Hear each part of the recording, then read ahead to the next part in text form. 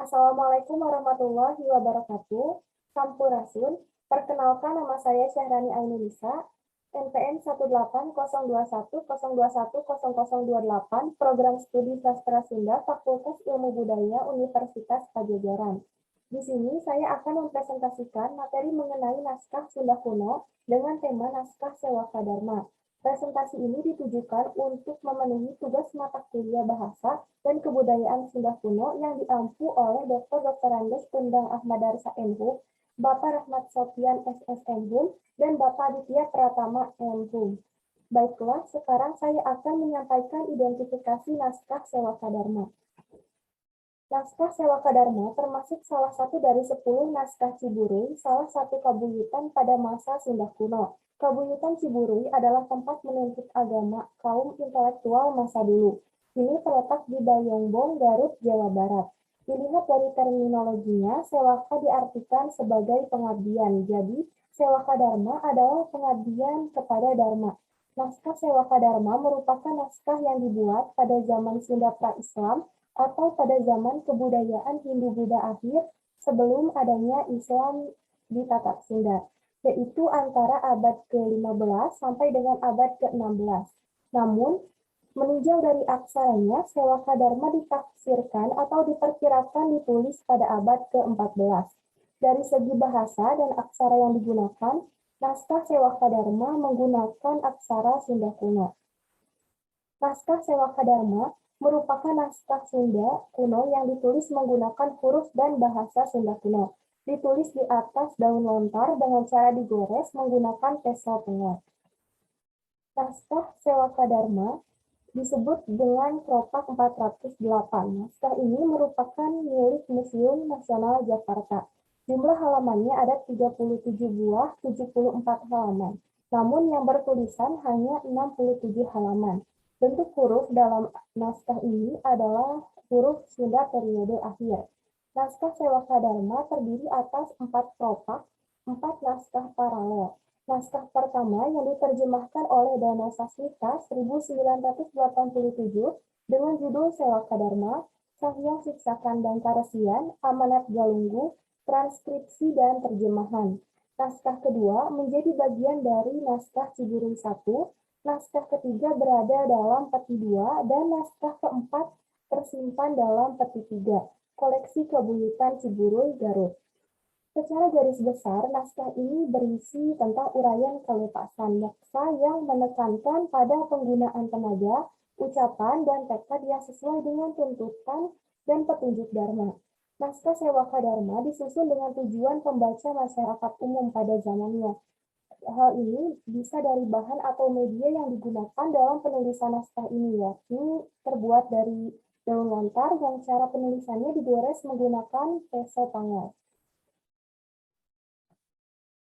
Nilai-nilai yang terkandung dalam naskah Sewaka Dharma. Naskah Sewaka Dharma isinya diutarakan dalam bentuk puisi berlarik seperti carita Sunda. Naskah Sewaka Dharma adalah sebuah naskah yang berisi nasihat atau petuah bagi siapa saja yang sedang menuntut ilmu atau menjadi seorang murid. Selain itu juga berisi tentang ajaran perjalanan spiritual manusia menuju kelepasan, yakni terbebasnya diri dari tubuh dan sifat-sifat duniawi dari salaka ke niskala dan sampai pada jati niskala. Dari naskah ini kita dapat mengambil pemahaman bahwa etika atau moral merupakan hal terpenting yang harus dimiliki seorang murid yang sedang menuntut ilmu pada seorang guru. Seorang murid dalam menggapai cita-citanya tidak bisa mendapatkannya dengan begitu saja. Perlu adanya perjuangan, kerja keras, serta wajib hormat terhadap guru yang mengajarinya. Dengan melakukan berbagai cara seperti menjaga ucapan, tingkah laku, serta bersikap terpuji. Naskah Sewaka Dharma ini secara keseluruhan menggambarkan tentang perilaku dalam kehidupan serta kesiapan diri atau jiwa dalam menghadapi maut. Namun, secara rinci, naskah Sewaka Dharma ini juga mengajarkan nilai-nilai moral dan nilai-nilai karakter, diantaranya religius, jujur, berani, sederhana, kreatif, cinta terhadap tanah air, sopan santun, serta memiliki sikap bijaksana. Dalam naskah Sewaka Dharma menjelaskan mengenai ajaran kebijaksanaan yang bisa dipilah dalam dua bagian besar. Pertama, isinya tentang tokoh utama Sang Sewaka Dharma sebagai murid yang menerima berbagai wejangan dan moral dari gurunya yang dinamakan Pandita, Mahapandita Dewata Kaki Sang Nugraha. Sang Sewaka Dharma mendapatkan nasihat supaya dapat terhindar dari segala godaan yang tidak sesuai dengan norma kehidupan. Sang tokoh belajar membedakan perbuatan yang baik dan yang tidak baik. Contoh tindakan tidak baik di dalamnya adalah berdusta, membunuh, menuntut yang tidak berdosa, mengguna-gunai, dan sebagainya. Tindakan baik misalnya adalah melakukan dosa sila dan pancasaksi. Iswantara 2015. Dalam tradisi masyarakat Sunda, prinsip-prinsip etika terkandung dalam pandangan hidupnya, yang tercermin baik itu dari tradisi lisan maupun tradisi tulisan. Tradisi itu bisa tercermin salah satunya dari peribahasa. Dari peribahasa, setidaknya pandangan hidup masyarakat Sunda terkelompokkan ke dalam 5 hal. A. Pandangan hidup manusia sebagai pribadi. B. Pandangan hidup tentang hubungan manusia dengan masyarakat. C. Pandangan hidup tentang hubungan manusia dengan alam. D. Pandangan hidup tentang hubungan manusia dengan Tuhan. Dan E. Pandangan hidup tentang manusia dalam mengejar kemajuan lahiriah dan batinnya. Kelima hal itu juga merupakan prinsip moral atau etika bagi masyarakat Sunda.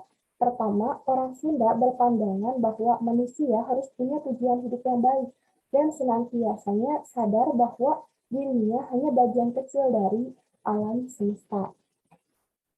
Selanjutnya, ada unsur kebudayaan yang terkandung dalam naskah Sewaka Dharma.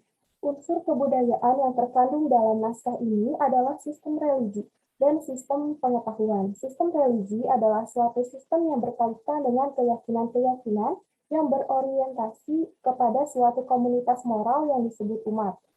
Sistem religius yang terkandung dalam naskah Sewaka Dharma menggambarkan tentang nasihat dari seorang guru kepada muridnya. Sang guru mengatakan, ingatlah dalam dasasila, perhatikan dalam pancasakti.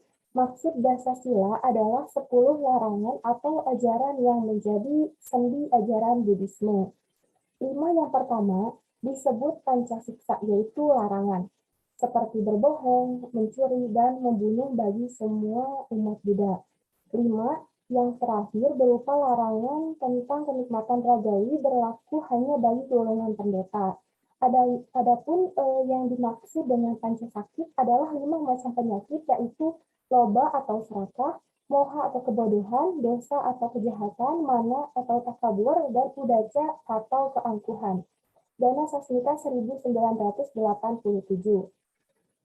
Yang kedua, mengenai kejujuran, di mana berisi nasihat mengenai bersikap untuk jujur. Selain nilai moral dalam naskah Sewaka Dharma juga terdapat nilai-nilai karakter seperti tentang sikap kreatif, cinta tanah air, sopan santun, serta sistem pengetahuan. Sistem pengetahuan yang terkandung dalam naskah Sewaka Dharma tertuang pula ajaran moral seperti cuplikan teks Sewaka Dharma hasil publikasi Dana Sasmita berikut. Lamun salah langkah, bila salah langkah, eta mata kurang patah. Itu membuat kita sasara. Leungeun lamun salah cokot, tangan kalau salah ambil, eta mata kurang patah. Itu membuat kita sasara. Ceuli lamun salah dengar, telinga kalau salah dengar, eta mata kurang patah. Itu membuat kita sasara. Panon lamun salah jengking, mata kalau salah lihat, eta mata kurang patah. Itu membuat kita sasara. Irung lamun salah ambil, hidung kalau salah cium, eta mata kurang patah. Itu membuat kita sasara. Sungut lamun salah makan, salah minum, artinya mulut kalau salah makan, salah minum. Nah, dari cuplikan naskah tersebut, hubungan antara kekuatan spiritual dengan pendidikan moral seseorang sangat erat kaitannya. Seperti disebutkan pada pembukaan naskah bahwa teks ini merupakan penyiraman atau nasihat atau wejangan seorang guru atau orang tua kepada seseorang yang menghendaki ketenangan batin di dunia dan keselamatan di alam kasurgaan. Selanjutnya kesimpulan. Dari naskah Sewaka Dharma ini banyak sekali pelajaran yang dapat kita ambil untuk kehidupan kita, seperti sikap jujur, kreatif, cinta tanah air, tentang sopan santun, serta bersikap bijaksana. Khususnya mengenai pemahaman bahwa etika atau moral merupakan hal terpenting yang harus dimiliki seorang murid yang sedang menuntut ilmu pada seorang guru. Naskah Sewaka Dharma disusun dengan tujuan pembaca masyarakat umum pada zamannya. Nilai-nilai moral masyarakat Sunda yang terkandung dalam naskah ini harus terus dilestarikan dan diturunkan dari generasi ke generasi. Sekian yang dapat saya sampaikan. Semoga bermanfaat. Mohon maaf bila banyak kesalahan dalam penyampaian materi ini. Wassalamualaikum warahmatullahi wabarakatuh. Hatur nuhun.